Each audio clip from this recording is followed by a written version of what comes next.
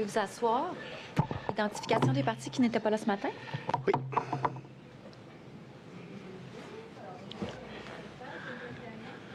Un consortium de médias composé de Radio-Canada, La Presse, Le Devoir, Bell Média, les Coop de l'information et la Presse canadienne. Bienvenue. Bonjour, Pierre-Luc Beauchesne de Bernard Roy Justice Québec pour le procureur général du Québec. Beauchesne. Alors, je rends ma décision sur l'ordonnance de non-publication.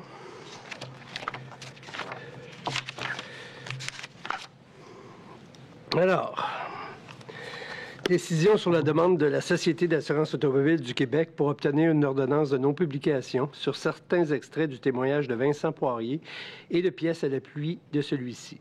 Le 29 mai 2025, en avant-midi, la Commission a entendu le témoignage de Vincent Poirier, ancien conseiller en vérification interne de la Société de l'assurance automobile du Québec, la SAC. Après son témoignage, la SAC, par ses procureurs, a demandé que les parties de son témoignage portant sur toute question reliée à la cybersécurité et à la protection des données soient visées par une ordonnance de non-publication jusqu'à ce qu'elle puisse analyser les sections qui pourraient mettre en péril la protection des données par leur diffusion dans la sphère publique. Elle a demandé également que les pièces 29P112 et 29P113 soient visées par l'ordonnance. La SAC a soutenu qu'à ce stade, l'ordonnance de non-publication était nécessaire afin de s'assurer que des informations susceptibles de mettre en péril la sécurité et la protection des données des Québécois ne soient pas diffusées dans la sphère publique.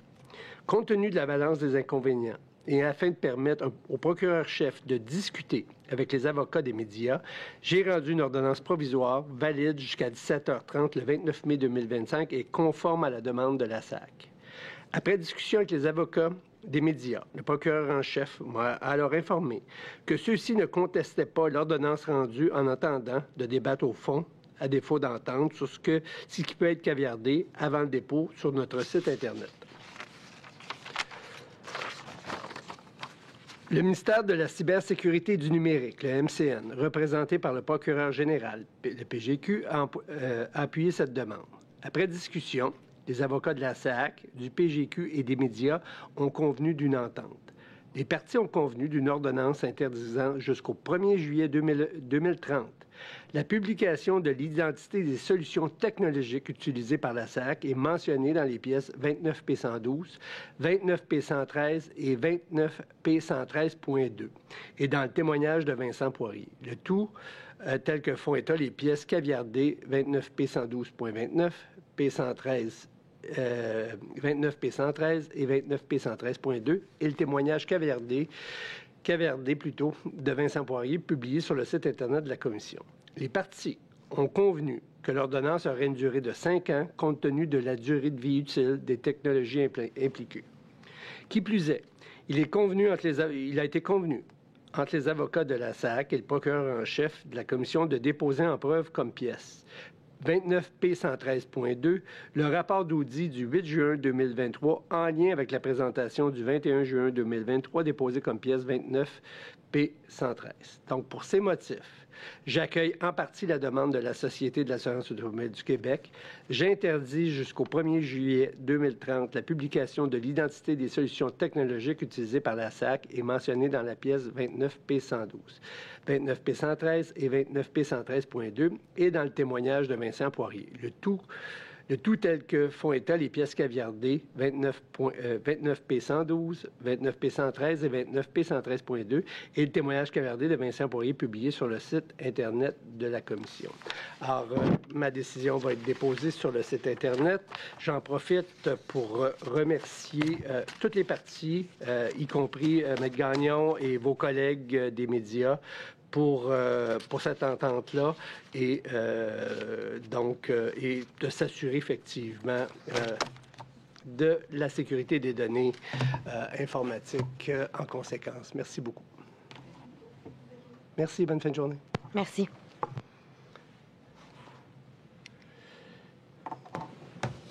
Alors, Monsieur le commissaire, on continuerait l'interrogatoire de Mme Chagnon. Oui, c'est votre témoin. Alors, Mme Chagnon, ça va être sous le même serment.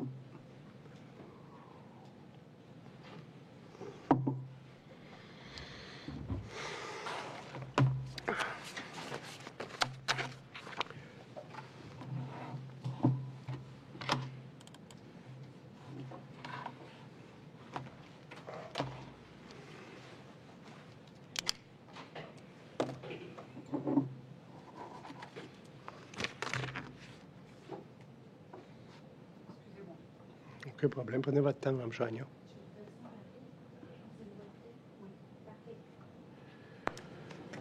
Mme Étranger. Oui, rebonjour, Mme Chagnon. Bonjour. Donc, avant de prendre la pause du dîner, là, si je me souviens bien, on a établi là, que le contrat fixait un livrable fixe. Là. Vous vous souvenez de ce dont on a discuté? Oh oui. Oui. On a aussi établi que vous n'aviez pas de souvenir là, dans l'appel d'offres initial s'il y avait un mécanisme pour gérer les dépassements de coûts. C'est exact? Exactement, sauf que je peux quand même répondre en partie à cette question-là. C'est que il y a quand même l'équipe de gestion contractuelle qui a travaillé dans ce dossier-là, plus Maître Jean-François Dorico, au niveau de la notion des contrats. Donc, je présume que tous les mécanismes d'escalade, d'arbitrage et autres sont inclus là-dedans. Et vous y avez fait référence là, du taux nul. On n'a pas eu le temps de le voir avant la pause, mais effectivement, vous dites qu'il y a un taux nul qui est apparu à un certain moment après le dialogue compétitif, et je comprends que c'est à ça que vous faites référence. Non, c'était dans les addendas. Dans les addendas. Donc, avant le dépôt des soumissions. Donc, on peut peut-être aller le voir, le document le Z31.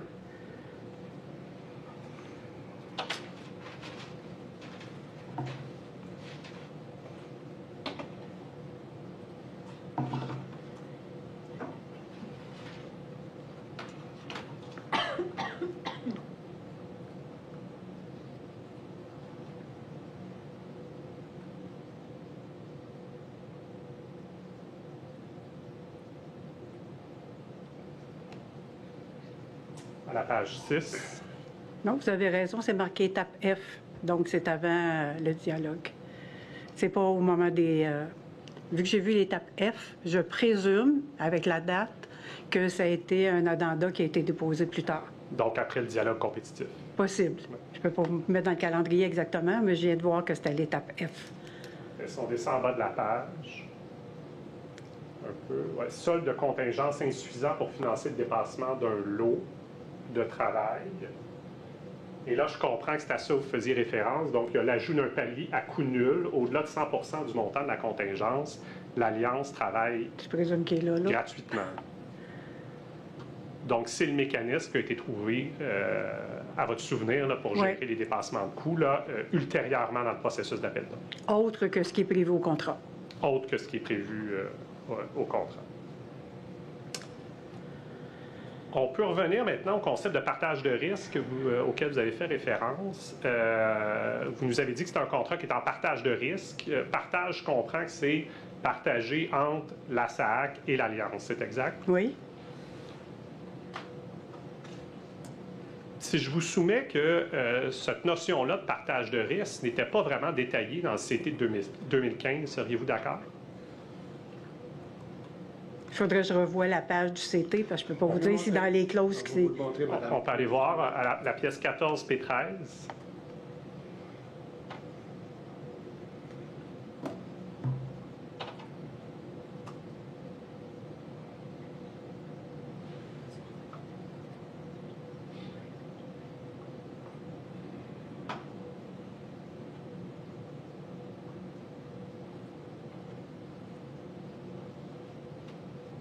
À la 4e page.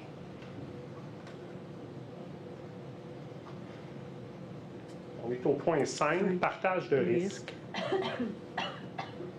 Je vous en fais la lecture, j'aimerais ça que vous m'identifiez qu'est-ce qui distingue ce qu'on représente, ce que le gouvernement décide avec un contrat usuel en forfait, là où on voit votre influence, à savoir qu'il y a une notion différente de type de contrat.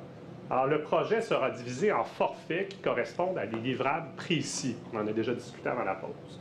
La société paiera l'Alliance à la livraison de chacun des livrables selon le prix convenu si les critères de performance sont atteints. Si les critères ne sont pas atteints, l'Alliance doit corriger la situation à la satisfaction de la société et des pénalités seront retenues sur le montant versé. Les critères de performance sont décrits dans le devis d'appel d'offres. Ils sont mesurables et vérifiables.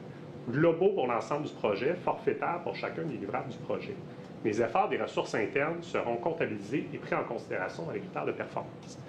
Alors, je vous soumets qu'il n'y a absolument rien dans le CT 2015 qui indique qu'on ne sera pas dans un contrat à forfait classique. Est-ce que vous êtes d'accord avec moi? Premièrement, je vais vous dire que cette portion-là, c'est pas moi qui l'ai écrite. Donc, c'est pas la démarche elle-même. Et je ne peux pas répondre à votre question à cet égard-là. ne pouvez pas répondre. Est-ce que cette description-là correspond à votre vision que vous aviez dans l'appel d'offres? Il y a effectivement des critères de performance à chacun des lots qui sont mesurables, qui sont vérifiables, sur lesquels il y a des autorisations de paiement par la suite. Mais ça, qu'est-ce qu'il y a de particulier à ça par rapport à n'importe quel contrat classique? Est-ce que... Je vous soumets que dans n'importe quel contrat... Je ne suis pas spécialiste en contrat, je m'excuse, mais je ne suis pas dans mon domaine de compétences. Là. Vous m'amenez dans un domaine qui n'est pas le mien. Vous m'amenez en gestion contractuelle et moi, ce n'est pas mon domaine d'expertise. J'ai quand même compris que vous aviez amené à la SAC l'idée du partage de risque. Oui, tel que défini là, mais pas tel que défini dans l'appel de proposition, pas nécessairement tel que stipulé dans cet énoncé-là. Je comprends, mais c'est précisément la question. Parce que je vous demande, est-ce que ça reflète votre vision du partage de risque dans l'appel d'offres? Vous me dites, je ne comprends pas la gestion contractuelle, mais vous le comprenez quand vous écrivez la portion dans l'appel d'offres. Je n'ai pas dit ça. Je vous ai dit que ce qu'il y a dans un contrat, tel que spécifié, avec les termes généraux qui sont ceux du gouvernement, qui ne sont pas nécessairement les miens, globaux, forfaits, etc., c'est pas là-dedans qu'on a travaillé. On a travaillé avec un partage de risque tel que je tentais tout au moins d'expliquer tantôt. Je repose ma question. Est-ce que vous voyez, puis je ne vous demande pas un avis juridique, Mme Chagnon, je vous demande, est-ce que vous voyez dans cette portion-là du CT 2015 quelque chose qui répond à votre conception du partage de risque que vous avez inclus dans l'appel d'offres? Il demande un avis juridique, Monsieur le commissaire, avec votre permission. Ce qu'on demande, c'est d'interpréter un document par rapport à un contrat. Moi, je vous soumets que c'est de l'ordre de l'opinion juridique. Est-ce qu'il était nécessaire que le CT traite de cette question-là? C'est une autre question dont on débattra. C'est un autre débat. Mais là, ce que je vois, c'est que la question vise à argumenter avec le témoin sur cette question juridique-là, à l'égard de la conformité entre deux approches. OK. Allez-y plus sur la notion, là. Restez plus factuel, là. Ce que Mme Chagnon nous a expliqué ce matin, qu'est-ce qu'elle entendait quand elle a fait les propositions au moment où elle était là. Restez factuel avec Madame, puis je tirerai les inférences, moi, requises, là, par rapport à ses réponses et par rapport au document. Parfait, M. le commissaire. Donc, si on revient à votre notion de partage de risque, pouvez-vous nous expliquer comment il y avait un partage de risque entre la SAC et l'Alliance? Bien, comme je l'ai expliqué tantôt, à chacun des lots, il y avait un partage selon qui la réalisation était faite à moins que le coût de début, en ayant respecté les modalités, les critères, les objectifs, etc. Là, il y avait partage du surplus qui avait été engrangé. Et là, il y avait ça dans des en banque. Et il y avait toute une modalité qui arrivait que si à la fin complètement du programme, il restait un montant dans cette portion-là qui avait été engrangée, bien, elle était remise à l'Alliance. Est-ce qu'elle était remise en totalité ou une partie? Hey, ça fait 10 ans de ça, monsieur. Si vous êtes je pense que c'est en partie, si là, mais je pense pas que c'était en globalité, mais il y avait des milliers de pages là, dans ces documents-là. Je ne peux pas vous donner cette réponse-là de façon précise. Je vous soumets que c'était 10 qui était remis à l'Alliance à ce moment-là. Est-ce que ça vaut rien? Bien, c'est peut-être la notion du 10 qui est là tout au long du projet, là. Mais vous êtes d'accord avec moi que quand vous parlez du partage de risque à chaque étape, puis que si on économise ou si on dépasse, dans le fond, on reporte tout ça à la fin du projet. C'est-à-dire que si... Oui, c'est dû en banque. C'est dû en banque. Puis là, bien, ça passe au lot suivant. Puis s'il y en a à la fin de la livraison, ça s'en va à la livraison suivante, ce qui a été engrangé. Puis en bout de ligne, s'il y a encore un montant, oui, il y a une répartition, mais je ne me souviens plus à quelle hauteur. Encore une fois, qu'est-ce qu'il y a de particulièrement innovant dans ce mécanisme-là? Vous êtes d'accord avec moi que quand quelqu'un soumissionne pour un contrat, on lui promet un prix fixe et que s'il est plus efficace, bien, il peut encaisser la différence? Là, essentiellement... Ça, je ne sais pas. Vous ne savez pas? Non. Ça, je pense que c'est des questions pour gestion contractuelle, pas pour moi. Okay. Une partie du partage de risque, si je me souviens, si je ne fais pas d'erreur, tient compte du total des efforts entre la SAC et l'Alliance. C'est exact? Oui. et le contrat était attribué en fonction de cette combinaison-là de la SAC et de l'Alliance. Exactement, combinaison. Et donc, le plus bas soumissionnaire, c'était celui qui avait la combinaison la plus faible du cumul des deux. Bien, que le nombre d'heures à consacrer, bien, c'est pas nécessairement celui qui gagnait, mais c'était pris en considération dans le calcul du taux de le TCO. Le TCP ou TC, il est souvent appelé de toutes sortes de façons, là, le coût total de propriété. C'est ça. Pouvez-vous peut-être expliquer le TCO là, pour les fins de la Non, mais je pense qu'il vous a déjà été expliqué de façon beaucoup plus précise que moi, je serais en mesure de le faire. Qu'est-ce que vous en comprenez, vous?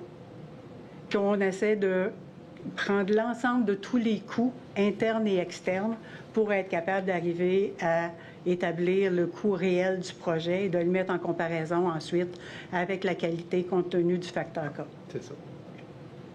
Et donc, on revient à votre notion de taux nul là, tout à l'heure. Je comprends que l'Alliance travaille à taux nul quand le total des heures dépasse ce qui était budgété. C'est exact? Oui. Donc, comprenant à la fois les efforts SAC et les efforts Alliance. Oui. Donc, est-ce exact de dire que si on n'a pas les heures d'une des deux parties, ce partage de risque-là ne fonctionnerait pas? Il y aurait une difficulté. On ne pourrait pas vraiment l'appliquer. Qu'est-ce qui se passe dans la soumission si l'Alliance sous-estime les heures de la SAC? En fait, je comprends qu'elle va en subir les conséquences. Si on pense que la SAC va mettre 100 000 heures sur un aspect et qu'elle en met 200 000, l'Alliance va en subir les conséquences. C'est exact? Normalement, oui. Ça va être le total des efforts dans le calcul du lot qu'on considère. Et donc, ça va rapprocher le moment où l'Alliance va travailler à taux nul. C'est exact? Si on a sous-estimé les efforts de la SAC? Oui, parce que globalement, ils vont arriver à manquer d'heures pour être capables de réaliser la livraison ou le lot.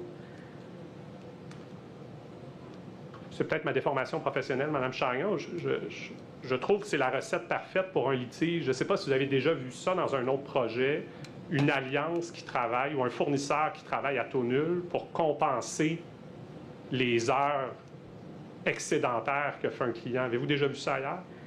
Ce que je peux répondre, c'est pas je ne l'ai pas nécessairement vu ailleurs, mais si on gère bien un projet, là, ces choses-là, ça se discute au fur et à mesure qu'on avance dans le dossier, puis on dit, regarde, là, tu ne me les donnes pas les ressources dont j'ai besoin, on va faire de quoi? Parce qu'il faut les avoir, puis moi, il faut que je les livre aussi.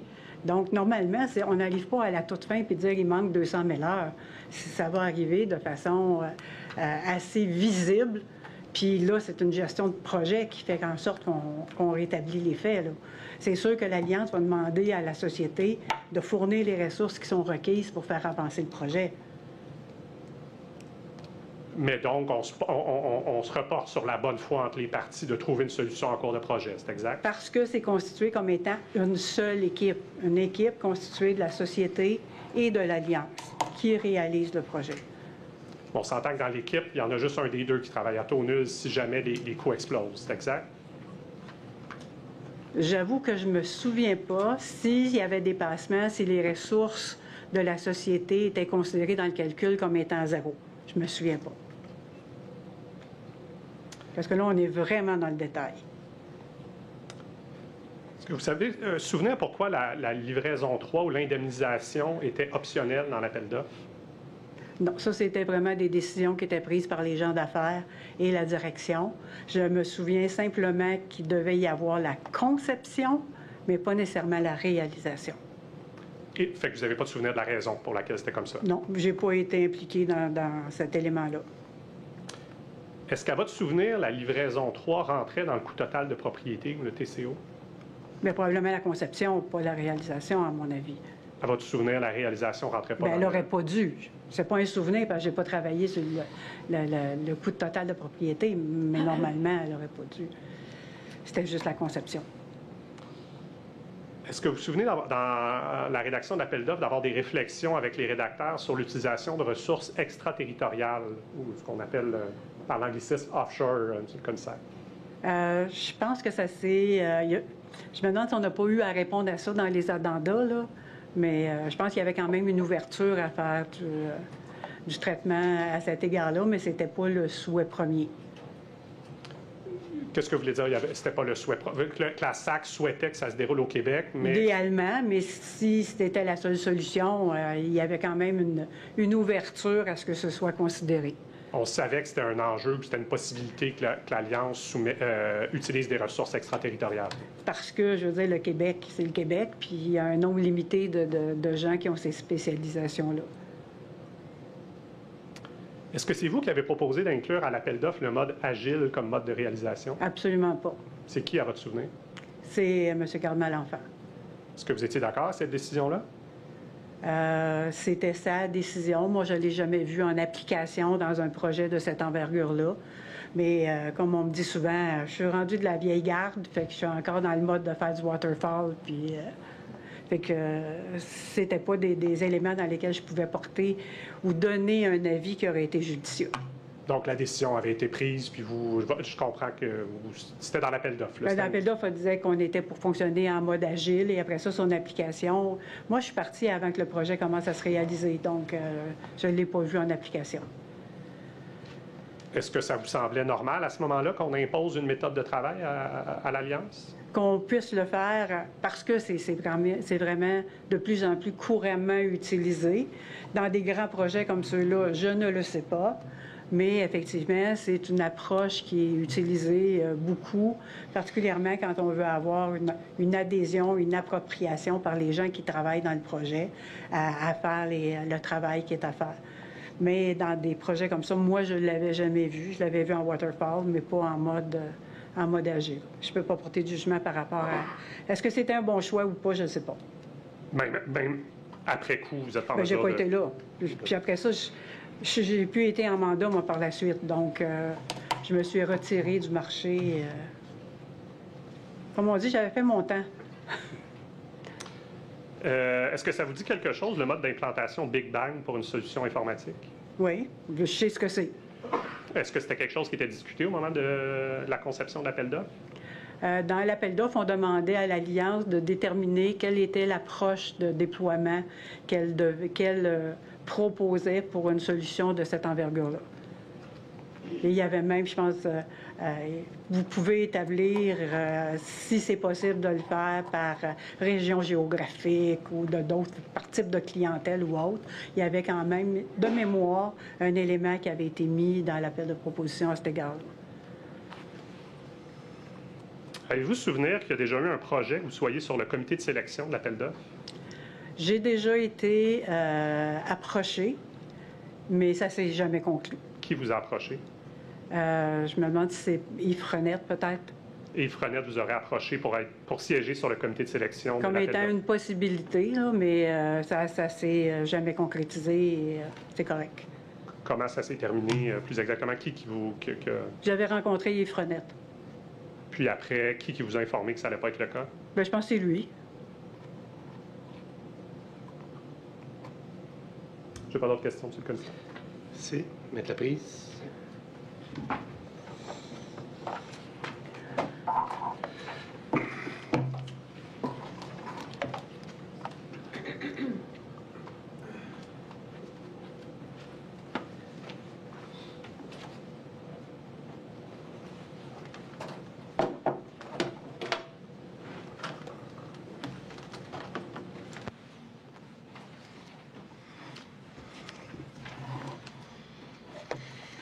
Monsieur le commissaire, avec votre permission, Oui. on a transmis, parce qu'on a pu le retrouver à temps, le rapport SECAR auquel a référé le témoin tout à l'heure. Et on l'a transmis au procureur de la commission et je vais le produire en pièces. Madame la greffière, on est rendu. Sous 35 P202.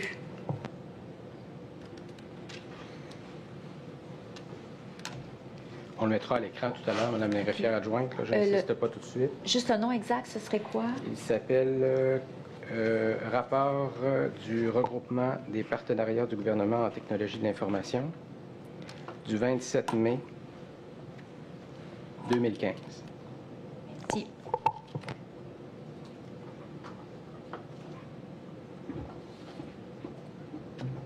bonjour. Bonjour. Je veux revenir un petit peu sur des questions qui vous ont été adressées et des informations aussi qui ont été véhiculées via la commission relativement à vos relations avec Carl Malenfant. Oui. J'ai compris de votre témoignage que vos chemins professionnels se sont croisés dans le temps. Exactement. J'ai compris que ça s'est arrivé à quelques reprises. Oui. Donc, chez Hydro-Québec, Exact. chez R3D. Chez R3D. Diriez-vous que vos relations ne sont pas des relations d'amitié, mais plutôt professionnelles? C'est des relations professionnelles. Est-ce que vous avez une connaissance personnelle sur ce que M. Malenfant peut faire quotidiennement? En termes de travail, Oui.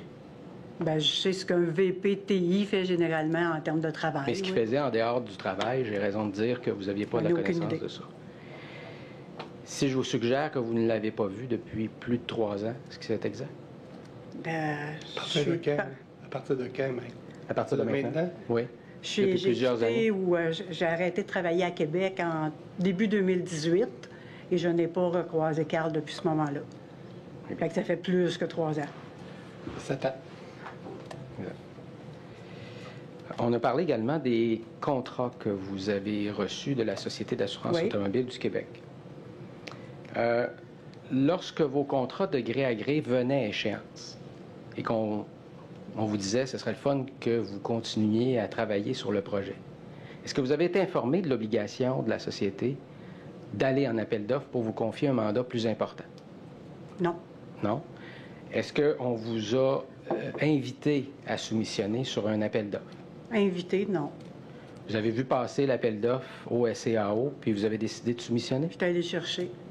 Je savais qu'il y avait cet appel d'offres-là qui parlait celui pour les experts. Oui, pour les Ben, je conseillers savais externes. que cet appel d'offres-là était pour sortir. Et j'avoue que moi, là, ça arrivait, mon contrat il finissait à l'été. Je me retournais chez moi, puis... mais c'est un mot juste de beau projet, hein? Oui, on va y Donc, revenir. j'ai pris des vacances en mars ou avril. Puis, c'est à ce moment-là que je me suis dit, bon, c'est un beau projet, ça serait le fun de le continuer pendant peut-être encore un petit moment.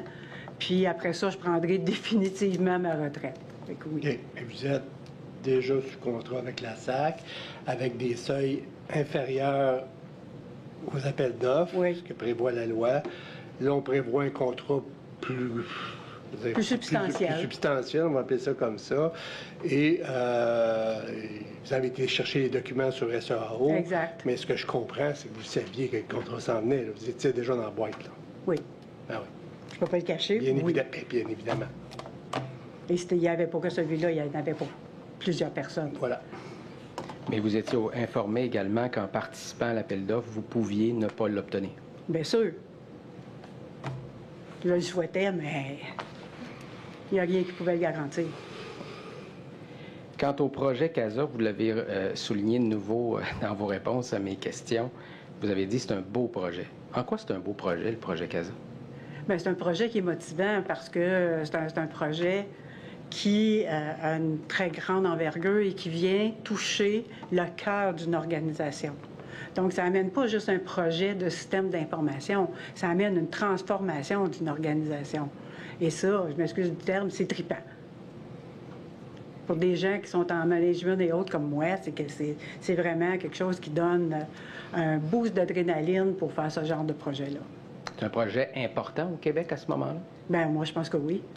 Diriez-vous que c'était le plus important projet de transformation numérique au Québec à cette époque-là, en 2015? Bien, je dirais au moins au gouvernement. Dans les grandes entreprises, oui, il peut y avoir des gros projets qui touchent beaucoup de secteurs. Maintenant, au niveau gouvernemental, je dirais que oui. Quand vous exécutez les contrats de service qui vous sont confiés de gré à gré, là, et même celui qui vous a été adjugé par appel d'offres par la suite, avez-vous l'occasion de rencontrer les têtes dirigeantes de l'organisation? Bien, j'ai déjà rencontré Mme Tremblay. Nathalie Tremblay? Et dans certains comités où j'ai eu à aller faire des présentations, entre autres à la stratégie commerciale ou autre, j'ai vu le comité de direction de l'entreprise. Et vous avez rencontré également, j'imagine, M. Alain Dubé, qui Ben oui, était au responsable quotidien. du projet au quotidien. Vous avez rencontré également Mme Foldès-Busque, Mme Caroline Oui. Foldès-Busque et M. Carl Malenfant. Bien sûr. Diriez-vous que cette équipe de direction représente ce que vous avez appelé une gouvernance forte pour mener un projet comme celui-là? Quand je regarde la façon dont la gouvernance a été faite au niveau de du comité de direction, c'était une des entreprises qui aurait pu être une entreprise modèle pour ce genre de projet-là. Qu'on amène un projet comme celui-là à une gestion de comité directeur qui est au niveau de comité de direction d'entreprise, c'est modèle. Avez-vous des contacts également avec la direction de vérification interne, M. Daniel Pelletier, Martin Lapierre? Directement, non, mais il était là partout à peu près où on était parce qu'il était dans tous les comités, toutes les présentations. Il y avait quelqu'un de vérification. Et j'ai raison de dire que la vérification interne ne s'implique pas généralement autant dans les projets de réalisation TI? J'avais jamais vu ça. Vous n'aviez jamais vu ça? Avec une implication aussi continue. J'avais jamais vu ça. Et où il y a de façon concomitante vérification interne, vérification externe, non plus. On a parlé beaucoup de partage de risques. Oui. Je veux revenir sur cette question. Au niveau de la description du besoin, je comprends que c'est un exercice auquel vous assistez et que vous coordonnez en quelque sorte, là. Bien, si vous parlez de définition des besoins du côté des gens d'affaires, moi, je n'ai fait que consolider l'information dans l'appel de proposition. Par ailleurs, oui, je suis intervenue à quelques moments pour aider à identifier comment structurer l'information pour être capable de la rendre de façon plus digeste à l'Alliance ou aux futurs soumissionnaires. Est-ce que vous connaissiez le langage des entreprises de PGI, si je peux m'exprimer, les éditeurs?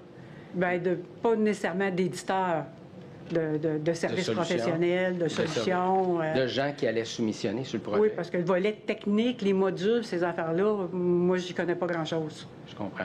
Et au niveau des processus d'affaires, je comprends que c'était l'expertise interne à la SAC qui a élaboré d'ailleurs toute la description des besoins de la société. Bien, je dirais que l'appel de proposition a été fait à 99 % par des ressources internes. Et j'ai raison de dire que ce qu'on s'attendait du côté de la SAC, c'est d'aller chercher l'expertise d'un éditeur et d'un intégrateur pour faire le projet en fonction des besoins d'affaires qui étaient décrits dans les documents d'appel d'offres. Exact. Et cette expertise-là, c'était non seulement pour répondre aux besoins d'affaires, mais aussi en définir la portée en termes d'efforts.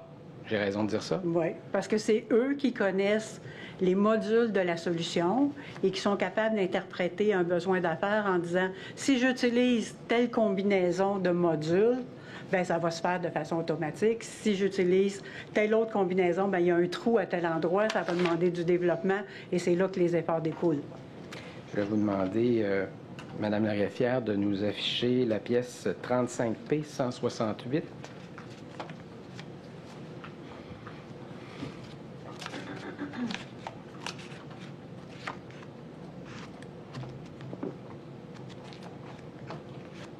Je vais vous demander de regarder plus particulièrement le premier encadré de la page 5 qui va être affiché à l'écran dans quelques minutes, quelques secondes.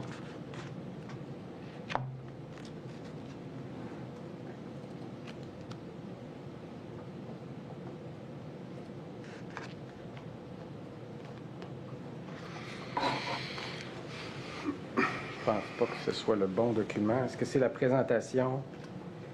Ça, c'est 35P 168, c'est la présentation du partage de risque. 27 novembre 2015, 2015, auquel je fais référence.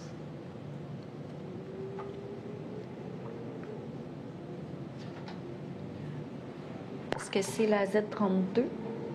J'ai pas la cote provisoire, là, malheureusement, mais le document est intitulé « Programme de transformation organisationnelle, présentation de l'appel d'offres pour la sélection de la solution d'affaires et des services professionnels. » C'était quelle date? 27 novembre 2015. Donc, c'est moi qui n'ai pas la bonne cote, là. Désolé, Monsieur le commissaire.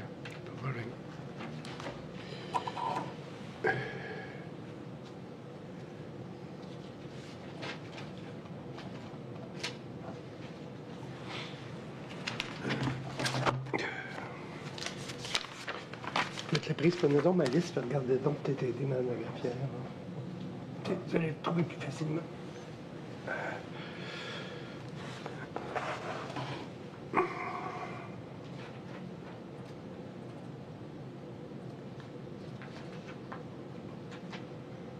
C'était effectivement, je pense que je me suis trompé de pièce.